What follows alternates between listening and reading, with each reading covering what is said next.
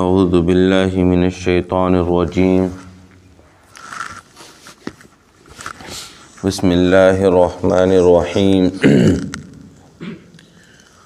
وَلَا تَنكِحُوا مَا نَكَحَ آبَاؤُكُم مِّنَ النِّسَاءِ إِلَّا مَا قَدْ سَلَفَ إِنَّهُ كَانَ فَاحِشَةً وَمَقْتًا وَسَاءَ سَبِيلًا حرمت علیکم امہاتکم وبناتکم واخواتکم وعماتکم وخالاتکم وبنات الاخ وبنات الاخت وامہاتکم اللاتی ارضعنکم واخواتکم من الرضاعة وامہات نسائکم وربائبکم اللاتی فی حجورکم من نسائکم اللاتی دخلتم بہن فَإِن لَّمْ تَكُونُوا دَخَلْتُم بِهِنَّ فَلَا جُنَاحَ عَلَيْكُمْ وَحَلَائِلُ أَبْنَائِكُمُ الَّذِينَ مِنْ أَصْلَابِكُمْ وَأَن تَجْمَعُوا بَيْنَ الْأُخْتَيْنِ إِلَّا مَا قَدْ سَلَفَ إِنَّ اللَّهَ كَانَ غَفُورًا رَّحِيمًا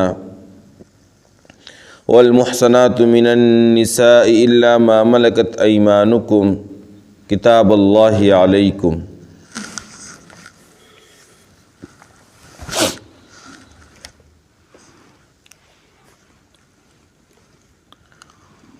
اور تم ان عورتوں سے نکاح مت کرو جن سے تمہارے آباء و اجداد نے نکاح کیا ہے، ہاں ماضی میں جو کچھ ہو چکا وہ ہو چکا، یقیناً یہ بے حیائی اور ایک گھناؤنا عمل ہے اور بے راہ روی کی بات ہے۔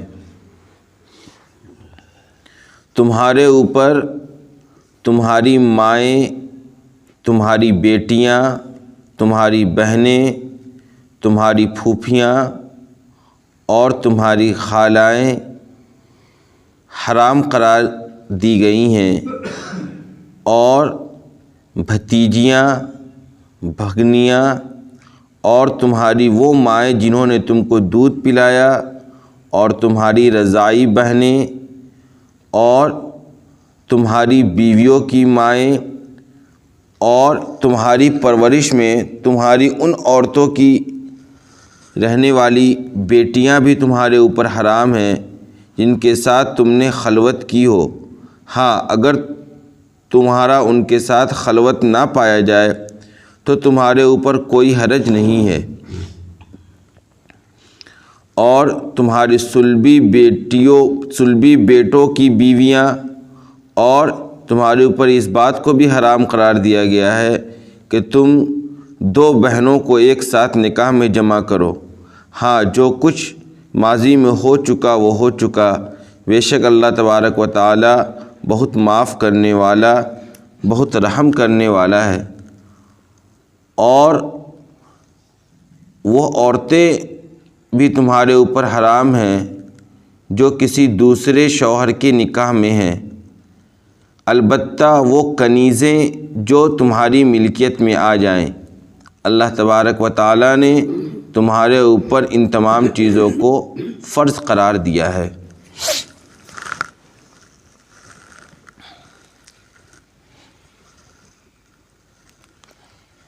یہ چوتھے پارے کی بالکل آخری آیتیں ہیں اور پانچواں پارہ بھی شروع ہو گیا ہے۔ ان آیتوں کے اندر اللہ تبارک و تعالیٰ نے مسلمانوں کو یہ حکم دیا ہے اور یہ بات بتلائی ہے کہ کن کن عورتوں سے تمہارا نکاح کرنا حرام ہے اور کن عورتوں سے تمہارا نکاح کرنا حلال ہے۔ اس سلسلے میں سب سے پہلی آیت جو پڑھی گئی اس کے اندر یہ بات بتلائی گئی کہ دیکھو جن عورتوں سے تمہارے آباء و اجداد نے نکاح کر رکھا ہے، جیسے تمہارے باپ کی بیوی یا تمہارے دادا کی بیوی یا تمہارے نانا کی بیوی یا اسی طرح اور اوپر چلے جاؤ، ان عورتوں سے اب تمہارا نکاح جائز نہیں ہے۔ ہوتا یہ تھا زمانہ جاہلیت کے اندر کہ باپ کی دو شادی ہے، باپ کا انتقال ہو جانے کے بعد جو اولاد ہوا کرتی تھی وہ اپنے دوسرے ماں کو نکاح میں لے آیا کرتی تھی. آئی بات سمجھ میں؟ باپ کے انتقال کے بعد باپ کی کئی بیویاں تھیں، 4 بیویاں تھیں مان کر چلیے، تو یہ جو اولاد ہے، یہ جو بیٹا ہے، یہ تو ایک ماں سے ہے. باقی 3 جو اور اس کی سوتیلی ماں ہے وہ تو اس کی سگی ماں ہے نہیں، اور اس کے باپ کی وہ منکوحہ تھی. اب اس کے باپ کا انتقال ہو گیا، یا یہ کہ اس کے باپ نے اس کو طلاق دے دیا ہے. باپ سے مراد دادا نانا اور اوپر تک تمام اصول، ان میں سے کسی کی بھی اگر منکوحہ ہے تو اب اس سے ان کی اولاد نکاح نہیں کر سکتی. یہ حرام ہے. اور زمانے جاہلیت میں یہ عمل ہوتا تھا. اللہ نے کہا الا ما قد سلف، ہاں جو کچھ پہلے ہو چکا. مطلب یہ کہ اسلام آنے سے پہلے اگر کسی نے ایسا عمل کیا ہے تو اب اسلام آنے کے بعد اس سے مواخذہ نہیں کیا جائے گا، اس کا یہ گناہ معاف ہو جائے گا. ہاں البتہ اسلام آنے کے بعد اور یہ حکم نازل ہونے کے بعد جو ماضی میں آپ نے کیا اس پر تو آپ کا مواخذہ نہیں ہوگا، لیکن اسلام آنے کے بعد، اس حکم کے آنے کے بعد اگر اب کسی کے نکاح میں ایسی کوئی خاتون ہے تو اس کے لیے یہ حکم ہے کہ فوراً وہ اس کو طلاق دے کر اپنے سے جدا کر دے. یعنی پہلے سے اس نے نکاح کر رکھا تھا اپنی سوتیلی ماں سے، ادھر یہ آیت نازل ہو گئی تو قرآن نے کہا الا ما قد سلف، یعنی تم نے جو پیچھے زمانے میں جو کام کیا ہے اس کو میں معاف کرتا ہوں، لیکن اب یہ حکم ہے کہ اب فوراً تم کو نکاح کے اندر سے اس کو الگ کر دینا ہے اور طلاق دے کر اس خاتون سے تم کو جدا ہو جانا ہے. انہ کان فاحشۃ ومقتا وساء سبیلا، کہا دیکھو یہ انتہائی برا عمل، انتہائی گھناؤنا عمل اور انتہائی بے شرمی کی بات ہے کہ انسان اس خاتون سے نکاح کرے جو خاتون پہلے اس کے باپ کے نکاح میں رہ چکی ہے. وساء سبیلا، اور یہ انتہائی برا راستہ، انتہائی بے راہ روی کا عمل ہے، اس سے تم کو باز آ جانا چاہیے. تو سب سے پہلی جس خاتون کے بارے میں بتلایا گیا کہ اس سے نکاح کرنا حرام ہے وہ ہے باپ داداؤں کی منکوحہ. اس کے بعد یہ جو آخری آیت ہے 4 پارے کی، اس کے اندر تفصیل کے ساتھ ان عورتوں کا تذکرہ کر دیا گیا ہے جن عورتوں سے نکاح کرنا ایک مرد کے لیے حرام شریعت اسلامیہ نے قرار دیا ہے. نمبر 1، تمہارے اوپر حرام قرار دی گئی ہیں تمہاری مائیں.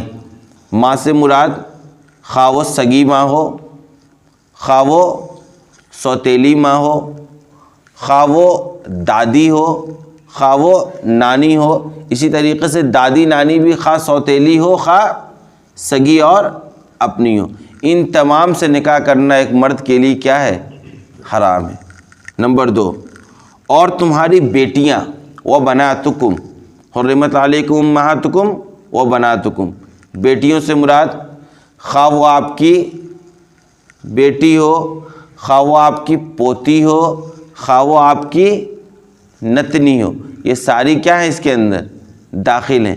انسان کے لیے جس طریقے سے اپنی بیٹی سے نکاح کرنا حرام ہے، اسی طریقے سے پوتی سے بھی نکاح کرنا حرام ہے، اسی طریقے سے نواسی سے بھی نکاح کرنا حرام ہے.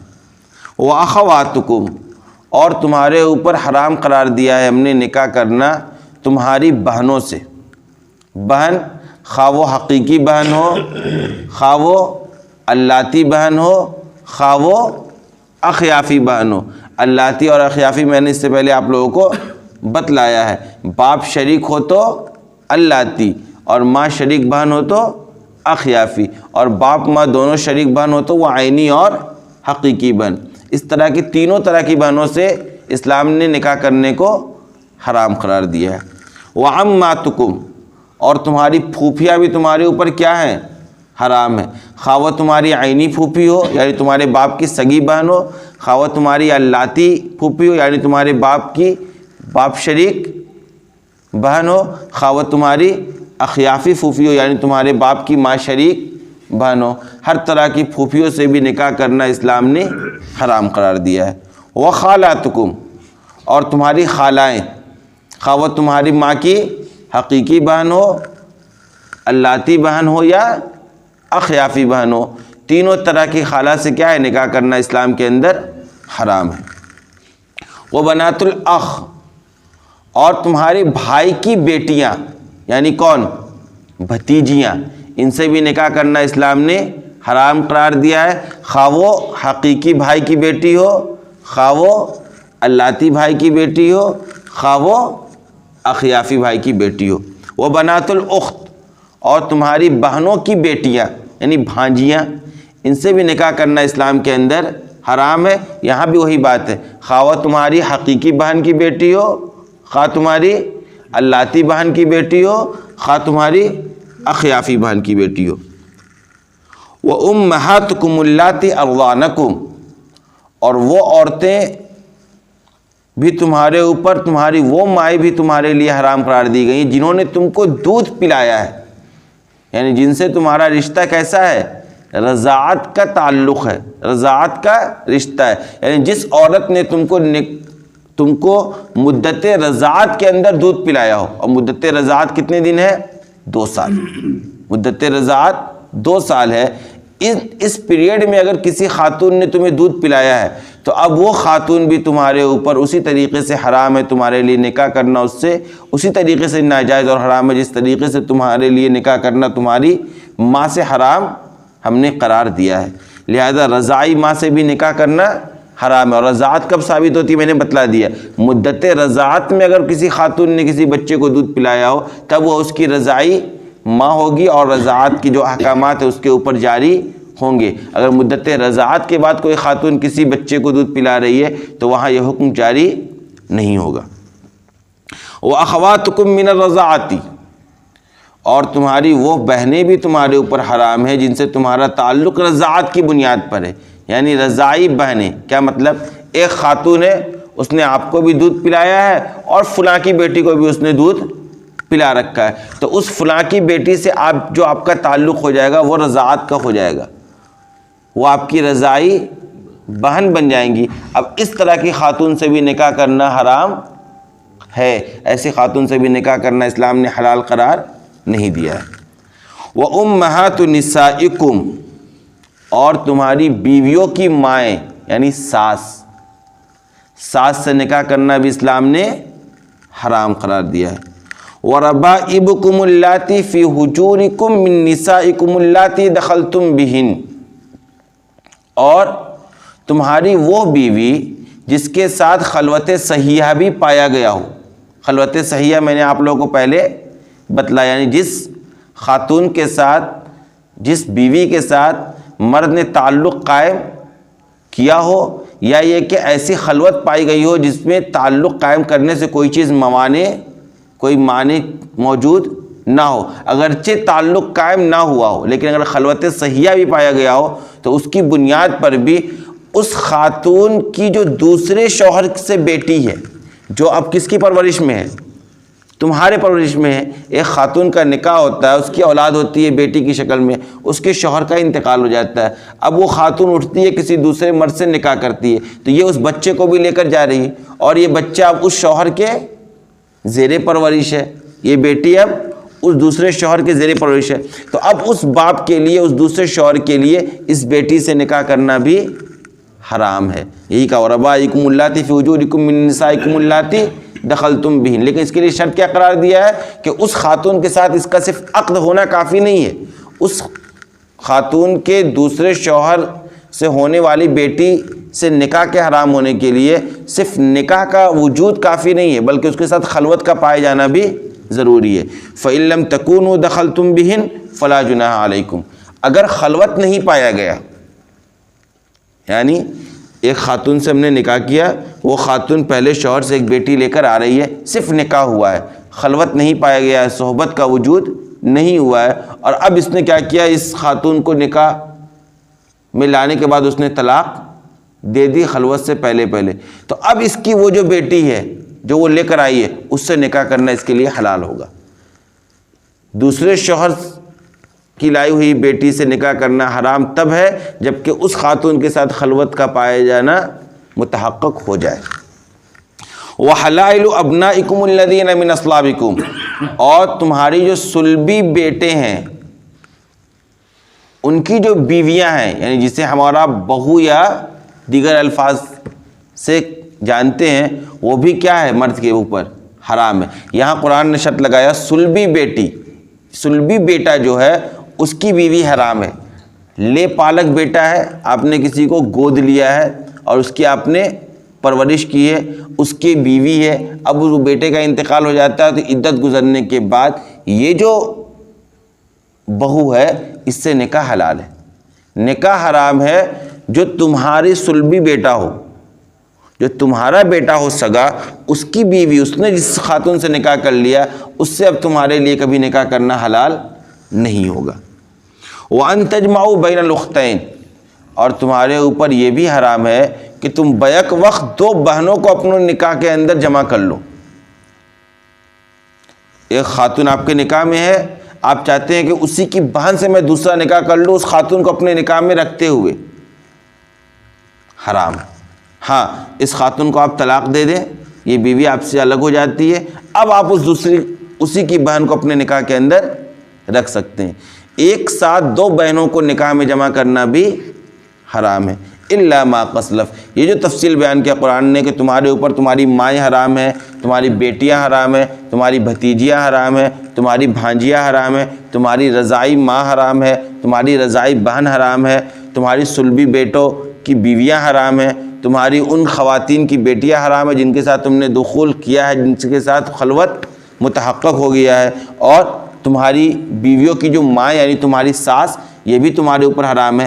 یہ سب کے سب یہ حکم نازل کر دیا گیا، یہ سب کے سب تمہارے لیے ان سے نکاح کرنا حرام ہے، الا ما قد سلف۔ ہاں، اگر اس حکم کے آنے سے پہلے زمانے جاہلیت میں تم نے ان میں سے کسی سے نکاح کر رکھا ہے، تو اگر تم نے وہ نکاح ہوا اور بیوی کا انتقال ہو گیا ہے کہ تم نے پہلے ہی چھوڑ دیا ہے، تو اب تمہارے اوپر کوئی گناہ نہیں ہے۔ اور اگر اس حکم کے آنے کے وقت تمہارے پاس اس طرح کی کوئی خاتون موجود ہے جس سے نکاح کرنا تمہارے لیے حرام ہے، تو اب یہ حکم ہے کہ فوراً تم اس کو طلاق دے کر اپنے سے جدا کر دو۔